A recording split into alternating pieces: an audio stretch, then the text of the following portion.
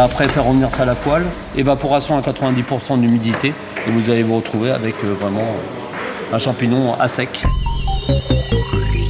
Le soldat combat parfois, marche souvent, mais mange tous les jours. C'est ce que disait Napoléon. Vous l'aurez peut-être compris, pour ce nouvel épisode de Rétex, nous allons parler cuisine. Les chefs civils et militaires font preuve d'une très grande adaptabilité. Ils maîtrisent aussi bien la restauration collective du quotidien que la cuisine de prestige au profit des autorités. Et ils sont également capables de travailler dans des conditions très rustiques.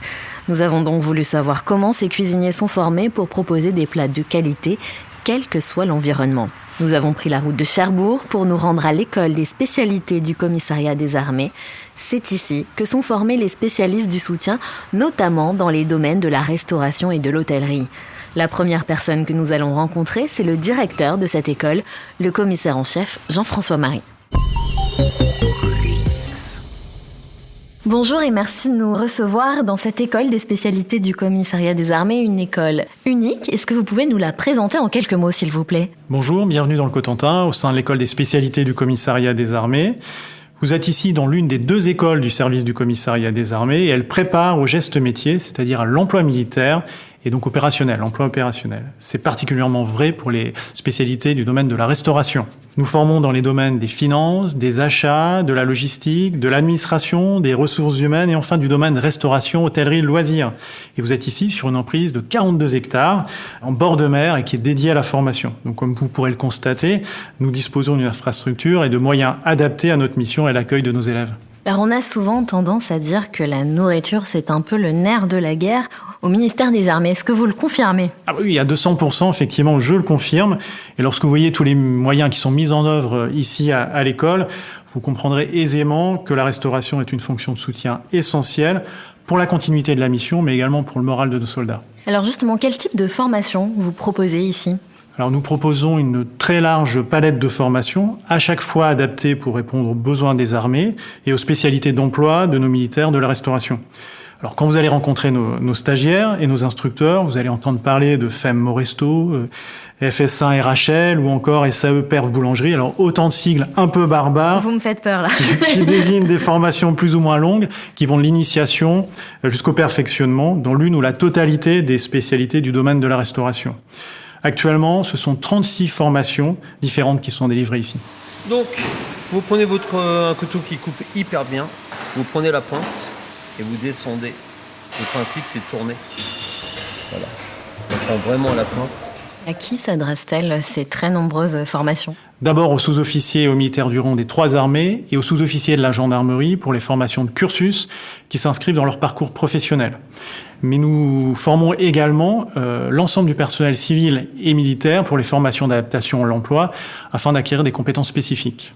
Alors tout l'intérêt du modèle qui est posé par le SCA et les armées, c'est que le personnel militaire reviendra régulièrement à l'ESCA pour parfaire sa formation en complément des compétences acquises à poste et lui donner ainsi finalement le fond de sac et le geste métier qui sont indispensables à l'évolution de ses responsabilités. Et l'ESCA répond présent à toutes ces étapes de la formation du combattant du soutien. Et combien de stagiaires sont formés ici chaque année ? L'école, lorsqu'elle établit sa programmation, prévoit d'accueillir 5000 élèves par an. Et en 2024, on vient de souligner qu'en fait, ils appartenaient à plus de 800 entités différentes. Et pour le seul domaine de la restauration, nous avons formé plus de 1000 stagiaires l'année dernière. Et pourquoi cet apprentissage réalisé en interne, il est primordial pour vous ? Pour moi, les formations qui sont réalisées en interne, mais je dirais surtout en présentiel, sont importantes pour plusieurs raisons. La première, c'est pour permettre un enseignement par des instructeurs experts techniques et fonctionnels de leur domaine. Et d'ailleurs, ces instructeurs sont formés ici pendant 2 semaines aux techniques pédagogiques. La deuxième raison, c'est pour réaliser un partage de leur vécu opérationnel, et je dirais d'ailleurs que c'est la raison peut-être la plus importante. C'est le cœur de la spécificité de notre enseignement, qui conditionne l'aptitude du stagiaire à tenir ensuite le poste qui lui est confié. Troisième raison, notre stagiaire ici a la garantie de réaliser sa formation dans des locaux techniques qui permettent ses mises en situation. Travaux en brigade pour la restauration, travaux individuels, apprentissage, perfectionnement notamment. Et puis, je dirais que ici, nous garantissons la délivrance de contenus de formation à jour, en lien direct avec l'emploi. Alors pour ce dernier point, l'ESCA travaille avec ce qu'on appelle des pilotes de domaine dans les armées, mais également avec le Centre interarmé de la restauration et des loisirs du Commissariat des armées.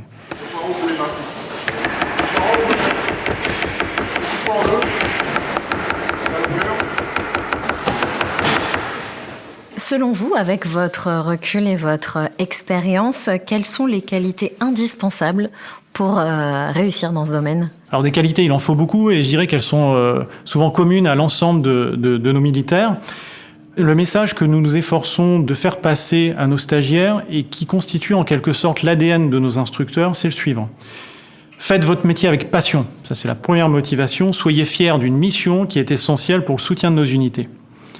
Ensuite, soyez rigoureux. Vous portez la responsabilité de la sécurité alimentaire et vous engagez de fait l'aptitude opérationnelle de vos camarades. Et puis enfin, soyez inventifs, combatifs et adaptez-vous aux conditions d'emploi. Bien, merci Monsieur le Commissaire. Nous allons assister à quelques-unes de ces formations et puis j'espère franchement goûter à quelques plats aussi. Merci, bonne visite.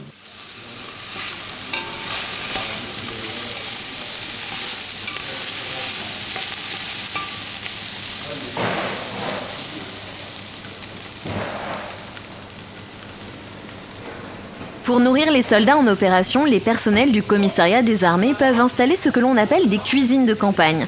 C'est un matériel spécifique et l'école propose une formation pour apprendre à l'utiliser.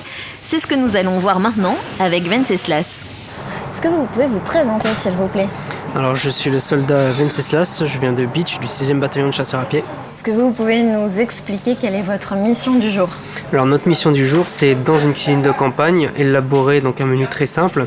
Là, dans l'occurrence, il est constitué donc en entrée d'un cake au saumon, en plat d'une bavette accompagnée de ses frites et de sa sauce aux échalotes, et en dessert, crème de panna cotta avec coulis de caramel beurre salé. Quand on parle d'une cuisine de campagne, de quoi parle-t-on exactement ? Alors une cuisine de campagne, c'est ce qu'on utilise lors des missions extérieures ou en France pour donc nourrir les militaires qui eux font des sorties très sportives, très physiques, et donc c'est ce qui nous aide, nous, des cuisines mobiles, à pouvoir les suivre et leur apporter donc le réconfort qu'ils ont besoin une fois qu'ils ont terminé leur sortie, de revenir et de pouvoir donc mettre les pieds sous la table et manger un bon repas. Pour vous qui êtes cuisinier, qu'est-ce qui est compliqué à gérer justement dans une structure comme ça ? Alors dans ce genre de structure, ce qui est très compliqué, c'est qu'il y a 2 points. Donc le premier, c'est l'organisation, puisqu'il y a beaucoup de monde qui vient manger au même moment. Donc il faut savoir s'organiser qui fait quoi pour être dans les temps, pour être ensuite servir chaud et que tout le monde puisse manger à sa faim. Et le deuxième point, c'est surtout l'hygiène, puisque s'il y a un problème sur l'hygiène, eh bien cela touche absolument toute l'équipe et tous les militaires qui ont consommé les plats. Et aujourd'hui, comment ça se passe ? Alors aujourd'hui, on s'est très très bien organisé, on est plutôt en avance, on sait que là on va avoir un bon menu, on espère que les militaires seront contents, ceux qui vont déguster. En tout cas, je suis confiant là-dessus. Et à titre personnel, c'était important pour vous de savoir cuisiner comme ça dans une ambiance, des conditions rustiques ? Alors savoir cuisiner dans des conditions aussi rustiques que celle-ci, oui, c'est très important, puisque par exemple monter et démonter une cuisine de campagne, on n'apprend pas ça en faisant des études. J'ai un BTS management hôtellerie-restauration, je ne savais pas du tout comment utiliser une cuisine de campagne, et travailler dans ce milieu rustique comme celui-ci, ça m'était complètement inconnu. Donc même en sachant cuisiner dans une cuisine basique, c'est très important de savoir utiliser ce matériel. Et je crois qu'on va vous dire si c'est bon parce qu'on va déjeuner avec vous. Merci en tout cas pour ces explications. Je vous en prie.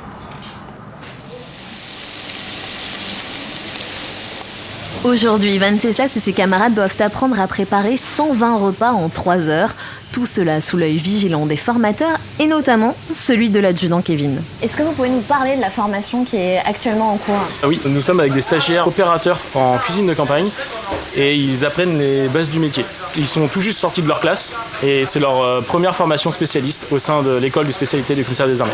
Combien de temps dure cette formation ? Alors, la formation va durer 10 jours et on va aussi leur donner des rappels sur la protection défense et l'utilisation du module de campagne et de la réception de marchandises en opération.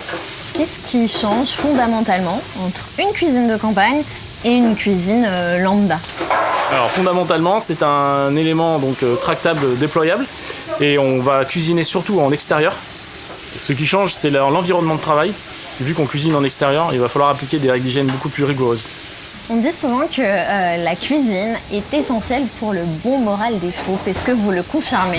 Je confirme. Et est-ce que vous l'avez expérimenté aussi, surtout en opération? Je l'ai effectivement expérimenté lorsque j'étais gérant dans un ordinaire au Liban. J'étais sur un camp de soutien mécanique et je confirme que lors des missions qui durent plusieurs dizaines d'heures, les hommes sont bien contents de revenir et d'avoir un plat bien chaud préparé par nos soins. Vous êtes cuisinier, mais avant tout soldat, et donc j'imagine que vous devez aussi avoir toutes vos aptitudes militaires quand vous partez en mission. Tout à fait.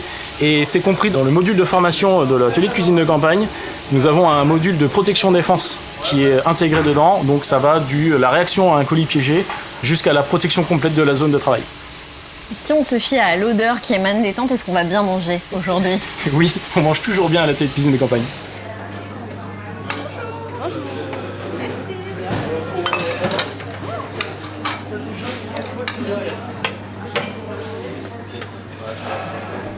Je suis maintenant avec l'enseigne de vaisseau François, adjoint au commandant de la compagnie de formation en restauration. Et vous avez une mission complexe, assurer la formation à l'année de 1000 militaires et civils de la défense dans les métiers de la restauration. Alors quels sont les moyens mis à votre disposition pour réaliser cette mission ? Alors tout d'abord, la compagnie de restauration de l'ESCA dispose de moyens humains, de 26 instructeurs issus des 3 armées de la gendarmerie, qui forment ses élèves et stagiaires tout au long de l'année, au travers d'une 40aine de formations. Ces formations couvrent l'ensemble des compétences dont ont besoin les forces armées, en métropole, en opération extérieure, en mer ou sur terre. Elle s'adresse à l'aviateur, gérant de restaurant sur une base aérienne, comme aux soldats de l'armée de terre déployés en opération, ou encore un marin, cuisinier, boulanger à bord d'un navire de guerre. Ensuite, l'école dispose de moyens techniques, des ateliers de production, tels que vous en avez vu ce matin, la cuisine dite de campagne, cuisine opérationnelle, une boulangerie, une pâtisserie, des cuisines collectives, cuisine un peu plus traditionnelle, où on va présenter de la cuisine un peu plus élaborée.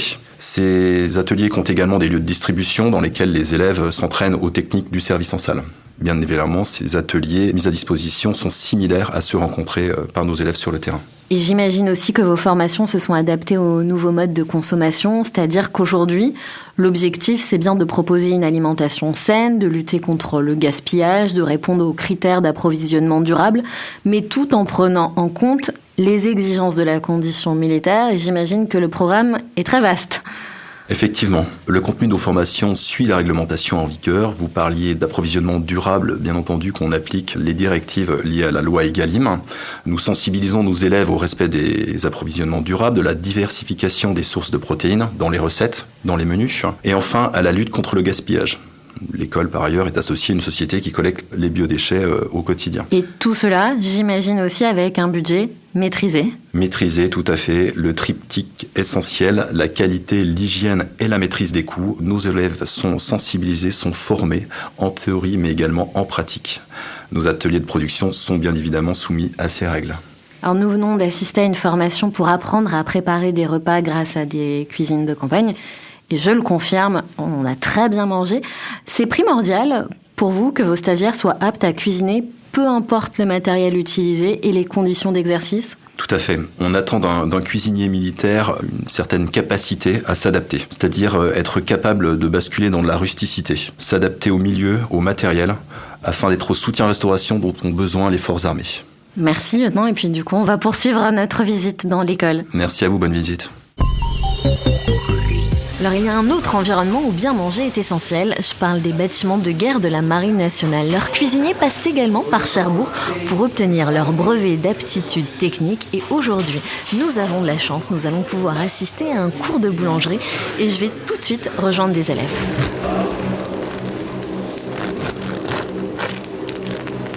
Pas mal ? Ouais. Et plus évolué que la dernière fois. Alors ça sent très bon. Est-ce que vous pouvez nous dire ce que vous préparez aujourd'hui ? Voilà, ce matin, on a fait du pain blanc classique, des bonnes baguettes françaises et pas mal de petits pains aussi un peu plus travaillés, plus poussés, donc du pain aux graines ou on fait du pain même au vin, on fait plusieurs types de pain pour assurer le service du midi pour tous les convives de tous les ateliers. Et aussi, également, on fait des viennoiseries pour les petits déjeuners, dont les brioches, les croissants, les chouquettes. Est-ce que vous pouvez nous dire en quoi a consisté votre formation jusqu'ici ? Comme je disais tout à l'heure, on était formés à devenir chef de cuisine pour avoir des postes à plus haute responsabilité. On était formés sur l'hygiène, sur l'élaboration des menus, et aussi pour pouvoir gérer une équipe, une petite équipe en tant que chef de cuisine pour faire tourner la cuisine d'un bâtiment de la Marine nationale. Et qu'est-ce qui vous plaît dans cette spécialité à tous les deux ?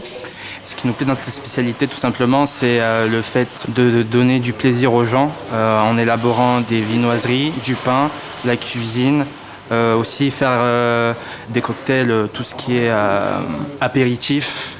Vous en avez un petit peu parlé tout à l'heure, savoir confectionner du pain à bord d'un bâtiment de la Marine nationale, c'est essentiel ? Ah oui, c'est important que tous les jours, on ait du pain le matin frais, le matin, le midi et le soir. Pour avoir du pain frais, c'est vrai que c'est quand même un petit plus, surtout quand on est en pleine mer. C'est vrai que c'est la France, la baguette, c'est un peu la tradition. Et si je comprends bien, à bord, vous devez savoir tout faire. On doit savoir tout faire. Déjà, on prend en compte au niveau du bateau quand il bouge. L'organisation entre les exercices en mer, tout ce qui est, on va dire, homme à la mer, l'embarcation, les exercices de sécurité pour le feu, l'H2S et les voies d'eau. On doit adapter à toute situation. Les tirs à la doucette, ça dépend des types de bateaux aussi, ce qu'il y a. Et parce que vous êtes militaire et cuisinier. On est militaire et cuisinier. Moi, je viens d'un petit bateau. C'est très important d'être polyvalent parce qu'on ne fait pas que de la cuisine ni de la boulangerie. Alors oui, on prend en compte notre organisation en boulangerie et pâtisserie. Il y a de la rigueur, que les menus sortent à l'heure, midi et soir, pour justement satisfaire l'équipage. C'est important, le moral. En mer, c'est différent et on prend énormément plaisir aussi en mer parce que c'est pour nous une richesse, une expérience de faire de la cuisine en mer. C'est pas donné à tout le monde. Nous, on prend ça à cœur et ça nous fait plaisir. C'est pour ça qu'on est là. Et qui dit petit bateau, dit petite cuisine. Et dit petite cuisine. Comment on s'adapte ? Comment on s'adapte ? Le marin, il s'adapte à toute situation. Donc, on prend en compte les choses. On met un maximum, par exemple, de matières premières. On sait comment les stocker. Et est-ce qu'on peut tout cuisiner à bord d'un bâtiment ? Oui, bien sûr. On peut tout cuisiner, ouais. On peut tout cuisiner. Comme j'ai dit, c'est l'organisation. Les places qu'il y a, on prend en compte ce qu'il y a comme espace sur le petit bateau. Ça doit faire à peu près, je dirais 5 mètres carrés, la cuisine. Qu'est-ce qu'on peut vous souhaiter ? Déjà de la réussite et qu'on arrive aussi à devenir chef de cuisine par la suite, avoir des rôles à responsabilité et revenir plus fort d'apprendre et de donner l'envie d'apprendre à nos futurs jeunes qui seront avec nous, qu'on a été à leur place et du coup vraiment transmettre le savoir et en apprendre encore toujours et toujours s'améliorer.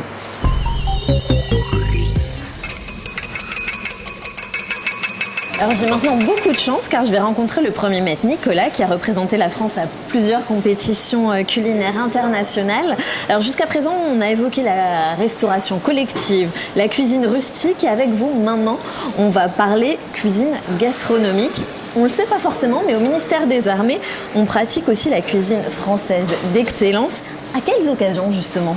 Alors on va cuisiner des repas d'excellence dans plusieurs cadres. Ça peut être dans les maisons d'autorité des autorités militaires, dans les ministères jusqu'au palais de l'Élysée et puis à bord des bâtiments de la marine. Quand on est en escale, c'est la France qui reçoit à bord aussi. Donc un militaire a plusieurs occasions de faire des repas d'autorité et d'excellence au cours de son travail.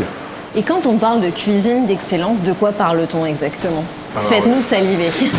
Il y a des marquants de la cuisine française, des produits, des recettes stars. Les gens s'attendent, la sauce, l'école de la sauce, les desserts, très importants, surtout auprès de nos autres étrangers. Ils s'attendent à la pâtisserie française, les sauces à la française, le foie gras, tout ça. Donc c'est nos produits et nos savoir-faire qui sont attendus à chaque fois qu'on a l'occasion de le démontrer. Et cette cuisine, vous l'avez apprise où ? Alors, on rentre dans l'armée avec notre bagage civil et notre expérience. on se nourrit aussi les uns des autres dans les cuisines.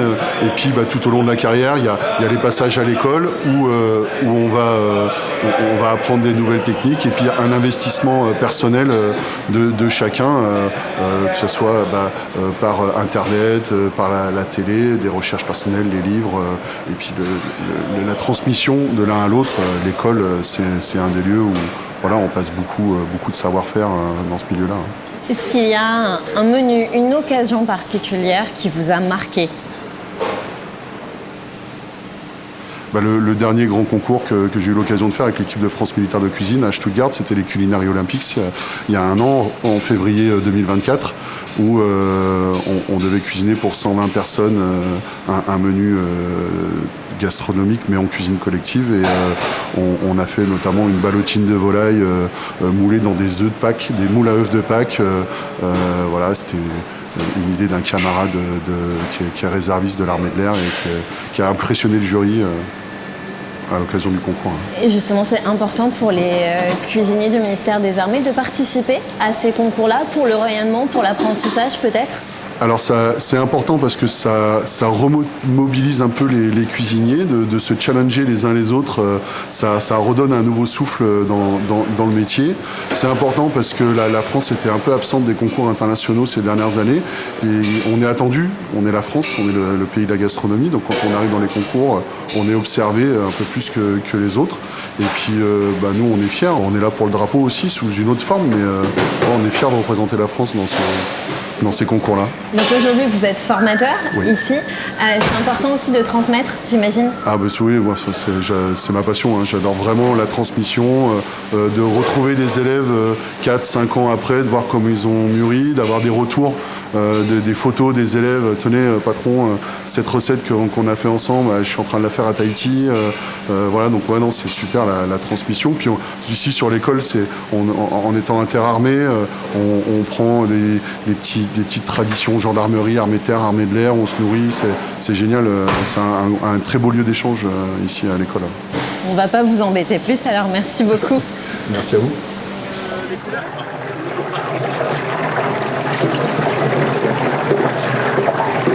Donc là, vous vous rendez compte que la situation ça va faire beaucoup tuer, et encore pire quand ça va être la bavette. Et c'est ainsi que s'achève cet épisode inédit avec les papilles particulièrement affûtées. Merci de nous avoir suivis et à très vite pour une nouvelle immersion. Retex.